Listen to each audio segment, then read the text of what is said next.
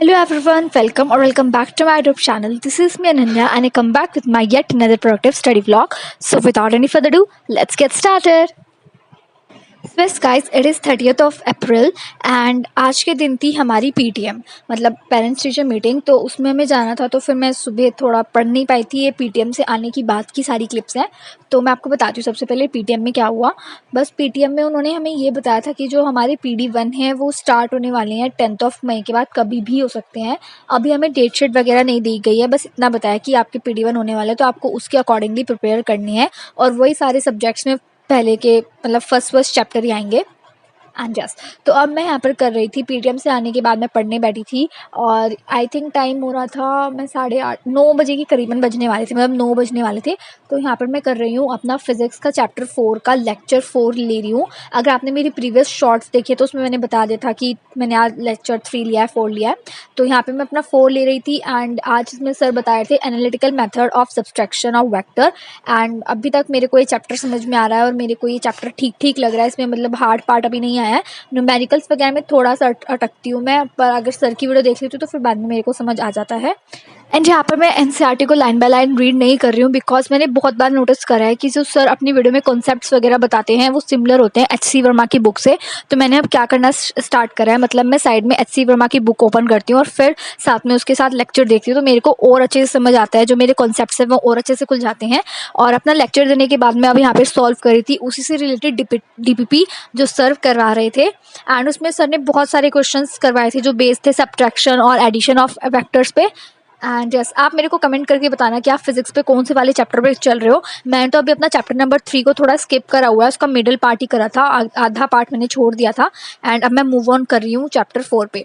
तो कमेंट करके मुझे जल्दी जल्दी बता दो कि आप कौन से चैप्टर पे हो फिजिक्स पे।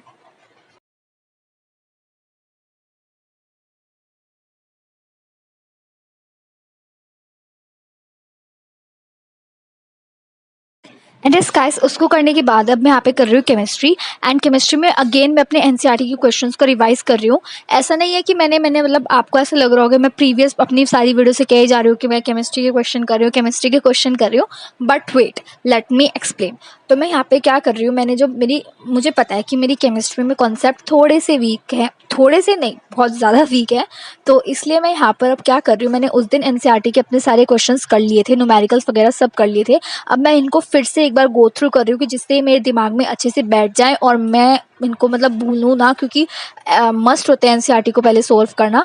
तो मैंने साथ में थोड़े बहुत अपने हेल्पिंग बुक भी करे थे, बट स्टिल मैं यहाँ पर अपने एनसीईआरटी के क्वेश्चंस को और अच्छे से पक्का कर रही हूँ, क्योंकि आप एनसीईआरटी को जितनी बार कर लो ना उतनी बार कम रहती है, दैट्स वाई। और अब मैं मतलब सोच रही हूँ कि अब पीडी के या तो पीडी के बाद अपना इसमें नया चैप्टर स्टार्ट करूँ या फिर पीडी से पहले ही अपना नया चैप्टर स्टार्ट कर दूँ। अभी मेरे को नहीं लगता, पर ऐसा लगता है 2 दिन तो मैं लगातार एनसीईआरटी को ही देने वाली हूँ, इस चैप्टर को ही देने वाली हूँ।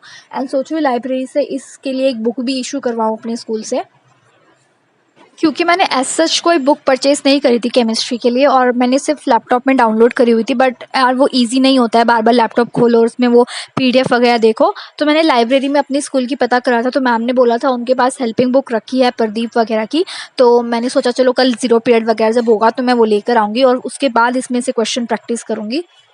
एंड देन गाइस, यहाँ पे मैं उसके बाद कर रही थी मैथ्स। एंड मैथ्स में मेरे को आज करना था मतलब अपने एक्सरसाइज 3.3 के क्वेश्चंस को एक बार अच्छे से और प्रैक्टिस करना था। आइडेंटिटीज़ वगैरह सब मैंने लर्न कर ली थी, उनको बस अपने में एक फेयर नोटबुक में लिख रही थी, जो नोटबुक मैं सर से भी अपने स्कूल वाले सर से चेक करवा सकती हूँ। मैं ऐसे ही करती हूँ ना, मैं मैथ्स के जितने भी एनसीईआरटी के क्वेश्चन होते हैं ना उनको डायरेक्ट अपनी ना फेयर नोटबुक में करती हूँ, जिससे मेरे को दोबारा वो करने ना पड़े और मैं वही नोटबुक सर को चेक भी करवा दूँ, और जिससे मेरा जब टाइम बच जाए। और जितने भी हेल्पिंग वगैरह बुक के क्वेश्चन करती हूँ वो अपने मैं सेपरेट रजिस्टर में करती हूँ।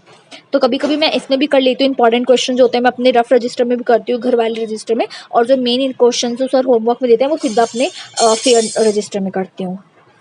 एंड यस गाइस, मैथ्स करने के बाद अब मैं यहाँ पे करूँगी इंग्लिश, बिकॉज मैंने आपको जैसे वीडियो की स्टार्टिंग में बताया कि जो हमारे PD है वो मतलब कभी भी हो सकता है 10 मई के बाद। तो मैं सोच रही हूँ कि मैं इंग्लिश को अभी से ही अपना कंप्लीट करके रखूँ, बिकॉज कि फिर मेरे को ज़्यादा टाइम मिल जाएगा फिजिक्स केमिस्ट्री और मैथ्स को करने के लिए। तो दैट्स वाई यहाँ पे मैं अपना ये यूनिट 1 जो है चैप्टर इसमें बुक में हॉर्नबिल में वो कंप्लीट कर रही हूँ। मैंने इसको दोनों पोएम को भी और चैप्टर को भी अच्छे से पढ़ लिया है। इसके नोट्स वगैरह मैं आज या कल में बना लूँगी। एंड ये वाला भी मेरा कंप्लीट हो गया है। एंड यस गाइस, अब मैं आपको बताती हूँ मतलब ये व्लॉग इतना आज छोटा सा क्यों है, अगर आपने नोटिस करा हो तो। मतलब मेरे पास अब सब्जेक्ट्स 3 ही रह गए हैं, 3 से 4 सब्जेक्ट्स रह गए हैं और मैं उन्हीं सब्जेक्ट्स को 2-2 घंटे देती हूँ। तो इट्स नॉट पॉसिबल कि मैं 2-2 घंटे को लगातार क्लिप बनाऊँ और फिर आपको दिखाऊँ, क्योंकि आप भी बोर हो जाओगे वो एक ही सब्जेक्ट को इतनी बड़ी क्लिप देखते-देखते। सो दैट्स व्हाई यहाँ पे व्लॉग छोटा आ रहा है। और अभी मतलब पीडी भी शुरू होने वाला है, तो मैं ज़्यादा टाइम अपनी मतलब एडिटिंग को भी नहीं दे सकती और फिर साथ में मैं ज़्यादा देर तक रिकॉर्ड भी नहीं कर सकती, क्योंकि मेरे को फ़ोन से भी काम रहता है। तो दैट्स वाई यहाँ पे छोटा व्लॉग आ रहा है, बट मैं बिल्कुल ट्राई करूँगी कि मैं थोड़ा लंबा व्लॉग डालूँ। आई थिंक वो 7 to 8 मिनट्स का तो हो, बट आज के लिए आप इस व्लॉग को एडजस्ट कर लीजिए। बाकी and yes guys, I will try कि मैं आने वाली जितनी भी व्लॉग्स है उनको थोड़ा सा लंबा रखूँ, जिससे आपको भी थोड़ा इंटरेस्ट बने। But yes guys, it is end of the video. I will met you in another vlog. If you like this vlog, so don't forget to subscribe my channel, like this video, comment down below, and I will meet you in my another mini vlog. So तब तक के लिए bye bye.